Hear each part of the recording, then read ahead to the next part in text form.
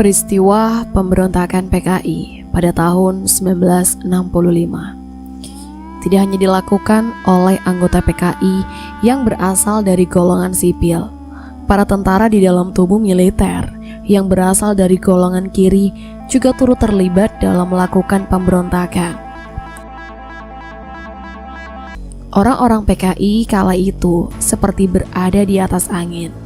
Mereka berpikir bahwa rencana mereka akan berhasil mendirikan ideologi komunis di Indonesia, karena memang mereka sudah mulai menguasai pemerintahan. Kelompok-kelompok masyarakat dengan organisasi underbounya bahkan sudah menyusup ke dalam tubuh militer. Banyaknya anggota PKI yang telah masuk ke dalam tubuh militer semakin menambah keyakinan para penganut ideologi komunis bahwa usahanya untuk merebut kekuasaan akan berjalan mulus.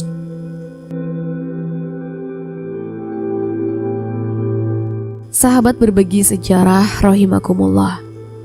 Di kesempatan kali ini aku akan menceritakan sebuah sejarah tentang kematian sang jenderal pendukung PKI. Tapi sebelum kita lanjut, pastikan dulu teman-teman untuk mendukung channel ini dengan cara klik tombol subscribe, like, dan komen. Dan inilah dia lonceng kematian sang jenderal pendukung PKI.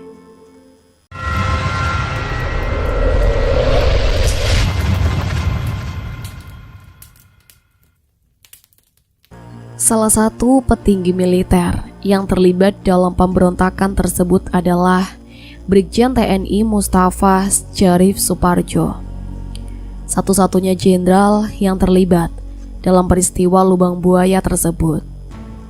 Dia merupakan salah satu perwira tinggi atau Pati Angkatan Bersenjata Republik Indonesia atau ABRI.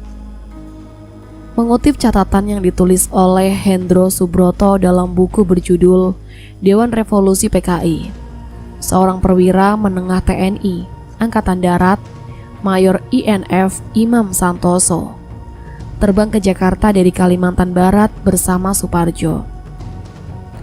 Saat itu Suparjo tengah ditugaskan di Kalimantan Barat sebagai Panglima Komando Tempur II atau Pangkopur di bawah Komando Mandala Siaga atau Kolaga dalam kampanye Ganyang Malaysia. Akan tetapi Imam justru menyaksikan Suparjo meninggalkan posnya untuk kembali ke Jakarta pada tanggal 28 September tahun 1965. Suparjo sempat mengatakan kepada Imam, alasan kepulangannya ke Jakarta adalah untuk memenuhi panggilan mendadak. Tapi ternyata Suparjo justru jadi salah satu pimpinan G30S PKI pada tahun 1965. Suparjo saat itu jadi wakil pimpinan Gerakan 30 September tahun 1965 di bawah Komando Letkol Untung Syamsuri yang notaben memiliki pangkat 2 tingkat di bawahnya. Ini memang terlihat sangat aneh, karena pemimpin tertinggi gerakan tersebut malah orang yang pangkatnya lebih rendah. Akan tetapi, dia mau saja mengikutinya. Pangkat saya memang lebih tinggi dari saudara, tapi di gerakan ini saya anak buah saudara. Demikian kira-kira ucapan Brigadir Jenderal Suparjo saat menyalami Letnan Kolonel Untung Samsuri pada tanggal 29 September 1965. Suparjo adalah panglima yang membawahi ribuan pasukan tempur di perbatasan Kalimantan Malaysia. Karirnya sangat cemerlang sebagai komando pertempuran dan ahli strategi. Sebelum peristiwa mengerikan itu terjadi, Suparjo yang dikenal sebagai seorang prajurit tempur dan ahli strategi sempat memberikan pernyataan kepada Sjam Kamaruzaman yang menduduki posisi sebagai ketua Biro Khusus PKI. Pertanyaan Suparjo kepada Sjam adalah mengenai rencana cadangan jika Gerakan 30 September gagal. Sayangnya, Suparjo tidak mendapatkan jawaban yang diinginkan dari Sjam. Sebaliknya, Sjam malah menggertak Suparjo dengan emosi karena dia terlalu yakin bahwa Gerakan 30 September 1965 tidak akan gagal. Sejam menjawab pertanyaan Suparjo dengan mengatakan, "Bung, kalau begini banyak yang mundur. Kalau revolusi sudah berhasil, banyak yang mau ikut.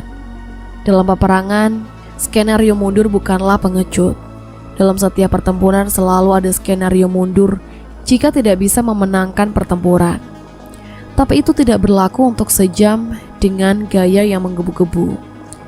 Di sini Suparjo sudah merasa banyak hal yang berantakan. Hal itu dituliskannya dalam catatan evaluasi untuk G30S. Dalam jam-jam awal 1 Oktober 1965, sebenarnya gerakan Letkol Untung ini berada di atas angin. Namun, Untung dan Sejam tidak menggunakan kelebihan awal ini untuk momentum selanjutnya. Radio RRI yang mereka kuasai juga tidak mereka manfaatkan. Sepanjang hari hanya dipergunakan untuk membacakan pengumuman saja. Harusnya radio digunakan semaksimal mungkin oleh barisan agitasi propaganda.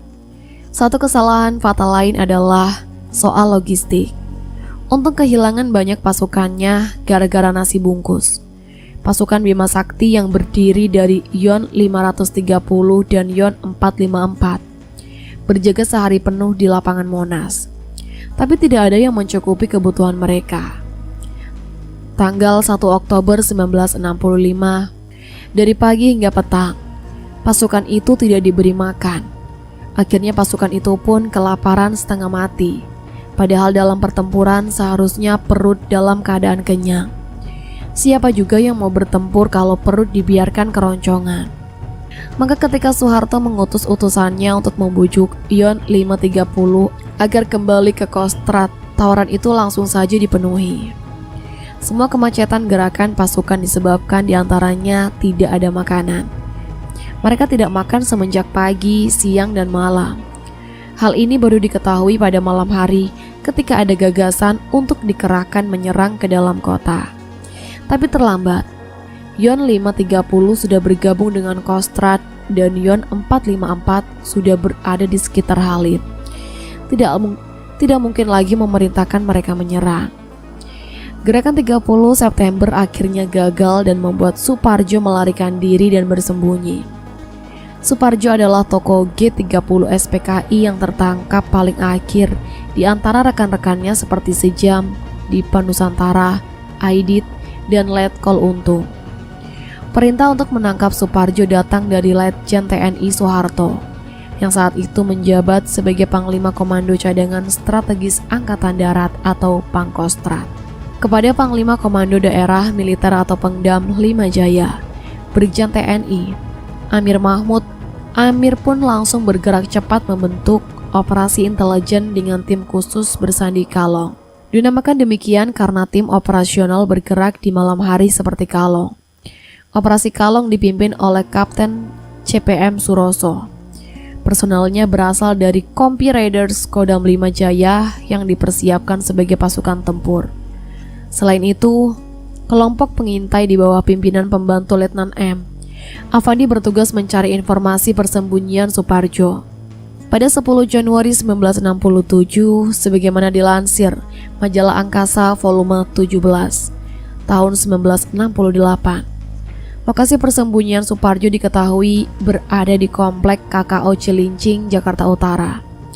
Salah seorang anggota KKO AL, Mayor Adnan Suwardi, menampung Suparjo di kediamannya. Tim operasi Kalong bergegas menyerbu ke Cilincing, namun Suparjo berhasil melarikan diri menuju Halim Perdana Kusuma.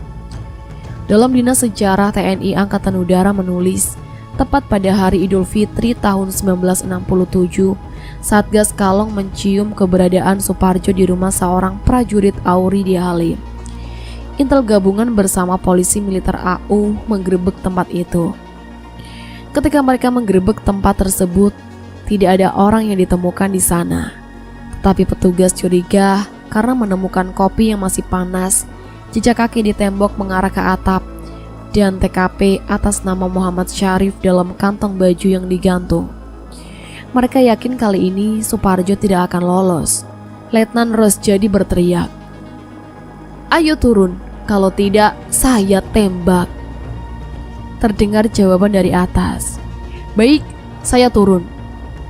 Dan ternyata benar, sosok itulah Brigjen Suparjo yang selama 1,5 tahun mereka kejar siang malam. Suparjo diadili di mahkamah militer luar biasa. Pengadilan mendakwanya bersalah atas tindakan makar dan menjatuhi vonis hukuman mati. Suparjo ditahan di rumah tahanan militer Cimahi. Banyak tahanan lain yang terkesan dengan sikap Suparjo selama di tahanan. Sebagai jenderal, dia tidak mau diistimewakan. Kalau dikirimi makanan, dia selalu membagi rata dengan tahanan lain. Dia juga sukarela menggosok seluruh toilet dan kamar mandi. 3 hari sebelum dieksekusi, saat keluarganya datang menjenguk untuk terakhir kali, Suparjo hanya bisa memberikan sepasang sepatu. Suparjo mengatakan bahwa dia tidak bisa memberi apa-apa. Cuma sepasang sepatu ini untuk kenang-kenangan. Pada tanggal 15 Mei tahun 1970, sehari sebelum pelaksanaan eksekusi, seluruh keluarganya berkumpul terakhir kali dalam suasana hangat. Waktu yang diberikan lebih lama dari biasa, yaitu 2 jam. Saat itu, Suparjo memberi nasihat dengan memegang sebutir apel. Dia menyuruh anak-anaknya untuk memecahkannya dengan genggaman tangan. Tentu tidak berhasil. Setelah apel dipotong-potong, maka mudah dipecahkan. Suparjo mengatakan kalau keluarga sudah terpecah belah, maka kalian akan mudah dihancurkan. Keinginannya untuk mati dengan seragam kebesaran militer Jenderal Bintang 1 ditolak. Dia akhirnya memilih pakaian serba putih. Suparjo juga sempat meminta agar eksekusi dilakukan dengan mata terbuka.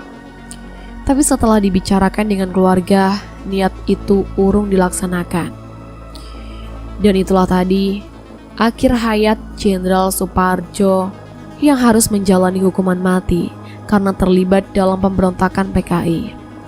Suparjo merupakan jenderal pertama yang dieksekusi oleh pemerintah. Dia adalah seorang perwira tinggi yang ahli dalam strategi, namun dia terhasut oleh ideologi komunis.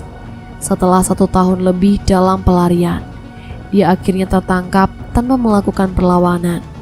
Dengan tertangkapnya Suparjo, sebuah surat kabar memberitakan bahwa dia adalah hadiah lebaran untuk rakyat sebelum dieksekusi. Suparjo sempat menyanyikan lagu Indonesia Raya dan mengumandangkan azan dari dalam selnya. Nah teman-teman, jadi menurut kalian sejarah kali ini bagaimana? Jangan lupa tuliskan pendapat kalian di kolom komentar. Dan kalau kalian punya saran aku mau ngebahas tentang apa, boleh banget ya. Tulis aja di kolom komentar ya. Oke, mungkin sampai di sini dulu. Sampai bertemu di video selanjutnya. Wassalamualaikum warahmatullahi wabarakatuh.